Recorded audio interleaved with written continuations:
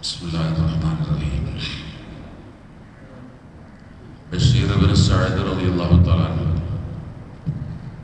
വിശ്വാസികളുടെ സഹാബാക്കളിൽപ്പെട്ട പ്രമുഖനായ ഒരു സഹാബിയാണ് അദ്ദേഹം.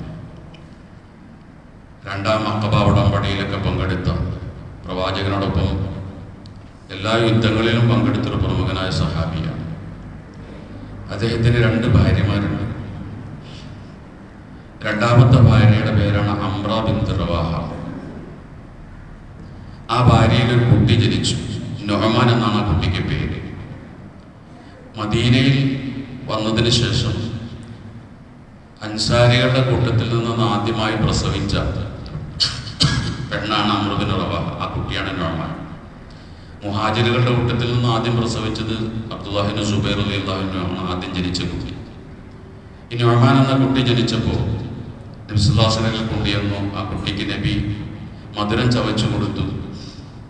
ആ കുട്ടിയെക്കുറിച്ച് പറഞ്ഞു, ഇവൻ യഈഷു ഹമീദ വയമൂതു ഷഹീദ, നല്ലവനായി ജീവിക്കും, ഷഹീദായി മരിക്കും എന്ന് പ്രവാചകൻ ആ കുട്ടിയെക്കുറിച്ച് അന്ന് പറയുകയും ചെയ്തിട്ടുണ്ട്.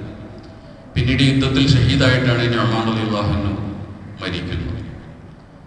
സംഭവം, ഈ നുഅ്മാൻ ജനിച്ചു കഴിഞ്ഞപ്പോൾ നുഅ്മാന്റെ ഉമ്മ അംറ ഭർത്താവിനോട് പറഞ്ഞു, ബഷീർ ഇബ്നു സഅദിനോട് പറഞ്ഞു, നിങ്ങൾക്ക് വേറെ മക്കളുണ്ട്, മറ്റേ ഭാര്യയിൽ. എൻ്റെ മകൻ കൊച്ചുകുട്ടിയാണ്, അതുകൊണ്ട് എന്തെങ്കിലും ഒരു സ്വത്ത് ഇപ്പോൾ ഇവന് കൊടുക്കണം. വളരെ സമൃദ്ധിയായ സ്ത്രീയാണ് അംറ. ഭർത്താവ് മരിച്ചുപോയി കഴിഞ്ഞാൽ മറ്റു ഭാര്യയിലും മക്കളുള്ളത് കൊണ്ട് എൻ്റെ മകൻ എന്തെങ്കിലും കിട്ടാതെ വരുമോ എന്നുള്ളൊരു സംശയത്തിലാണ് ഇപ്പൊ തന്നെ എന്തെങ്കിലും കൊടുക്കണമെന്ന് ആവശ്യപ്പെടുകയാണ്. കുറച്ച് ഭൂമി അദ്ദേഹത്തിന് മകന് കൊടുക്കണം, അല്ലെങ്കിൽ അടിമയെ കൊടുക്കണം, ഇങ്ങനെയാണ് ആവശ്യപ്പെടുന്നത്. പല പ്രാവശ്യം പറഞ്ഞപ്പോൾ ബഷീർ റളിയല്ലാഹു അൻഹു സമ്മതിച്ചു, കൊടുക്കാൻ വേണ്ടി സമ്മതിച്ചു. അപ്പൊ ഈ ഭാര്യ പറഞ്ഞു, നിങ്ങൾ കൊടുക്കാന്ന് പറഞ്ഞാൽ പോരാ, അതിന് നബി സല്ലല്ലാഹു അലൈഹി വസല്ലമയെ സാക്ഷി നിർത്താം. നബിയുടെ അടുക്കൽ ചെന്ന് നബിയെ സാക്ഷി നിർത്തി നിങ്ങൾ പറയണം. അപ്പൊ അദ്ദേഹം അത് സമ്മതിച്ചു. അങ്ങനെ ബഷീർ ഇബ്നു സഅദ് റളിയല്ലാഹു അൻഹു വിശ്വാസം വെച്ചെന്ന് പറഞ്ഞു, നബിയെ, എൻ്റെ മകൻ നുഅ്മാന് വേണ്ടി ഞാനൊരു അടിമ അല്ലെങ്കിൽ ഒരു ഭൂമി, 2 അഭിപ്രായമുണ്ട്, കൊടുക്കാൻ ഉദ്ദേശിക്കുകയാണ്, അങ്ങ് അതിന് സാക്ഷി നിൽക്കണമെന്ന് പറഞ്ഞു. എൻ്റെ ഭാര്യ അങ്ങനെ ആവശ്യപ്പെടുന്നുണ്ട് എന്ന് പറഞ്ഞു. അവന് വിശ്വാസം ചോദിച്ച ചോദ്യം, അക്കുല്ല വലതൊക്കെ ആഴ്ത്തൈത്ത മിഥല ഹാദാണ്, നിനക്ക് വേറെ മക്കളുണ്ടല്ലോ, എല്ലാ മക്കൾക്കും ഇതുപോലെ കൊടുക്കുന്നുണ്ടോ എന്ന് ചോദിച്ചു. അക്കാലല്ല, ഇല്ല, എൻ്റെ ഈ നുഅ്മാന് മാത്രമേ ഞാനിപ്പോൾ കൊടുക്കുന്നുള്ളൂ, എന്ന് മാത്രമേ ഉള്ളൂ.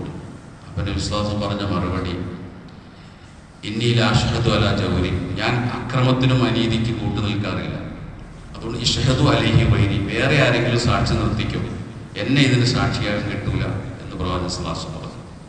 എന്നിട്ട് വിശ്വാസം പറയുന്നുണ്ട്, ഹൽ യുസിറുക അയ്യകൂന ഔലാദുക കുല്ലുഹും ഫിൽ ബിർരി സവാ, നിന്റെ മക്കളെല്ലാവരും നിന്നെ ഒരുപോലെ സ്നേഹിക്കണമെന്ന് നീ ആഗ്രഹിക്കുന്നുണ്ടോ? എല്ലാവരും നിന്നെ ഒരുപോലെ സ്നേഹിക്കാൻ നീ ആഗ്രഹിക്കുന്നുണ്ടോ? എങ്കിൽ സാവു ബൈന ഔലാദിക്കും ഫിൽ അദിയ, മക്കൾക്ക് ദാനം കൊടുക്കുമ്പോൾ തുല്യമായി കൊടുക്കണം എന്ന് പ്രവാചകൻ അദ്ദേഹത്തോട് പറയുന്നു. ഇത് പഠിപ്പിക്കുന്ന വലിയൊരു സന്ദേശം, ജീവിതകാലത്ത് മക്കൾക്ക് കൊടുക്കുന്നതിന് അനന്തരസ്വത്ത് എന്ന് പറയില്ല. അനന്തരസ്വത്ത് എന്ന് പറഞ്ഞെങ്കിൽ ഒരാൾ മരിച്ച ശേഷമുള്ള സ്വത്തിനെ അനന്തരസ്വത്ത് എന്ന് പറയും. ജീവിതകാലത്ത് കൊടുക്കുന്നതിന് ഹിബത്ത്, ഇഷ്ടദാനം എന്നാണ് പറയുക. അതിൽ തുല്യത പാലിക്കൽ നിർബന്ധമാണ്. ഒരു മകന് ഒരു മകൾക്ക് എന്ത് കൊടുത്തു അതുപോലെ എല്ലാ മക്കൾക്കും തുല്യമായി കൊടുക്കണം. ഒരു മകന് വീട് വയ്ക്കാൻ 10 സെന്റ് ഭൂമി കൊടുത്ത എല്ലാ മക്കൾക്കും അതുപോലെ ആൺ പെൺ വ്യത്യാസമില്ലാതെ എല്ലാവരും കൊടുക്കണം. ഒരു മകന് ഒരു 10 ലക്ഷം രൂപ കൊടുക്കുന്നുണ്ടെങ്കിൽ എല്ലാ മക്കൾക്കും അതുപോലെ കൊടുക്കണം. അത് അവരുടെ അവകാശമാണ്, അത് കൊടുക്കണം. അതുപോലെ തന്നെ മരണശേഷം കൊടുക്കുന്നപ്പോൾ ജീവിതകാലത്ത് കൊടുത്തത് കുറയ്ക്കാനും പാടില്ല.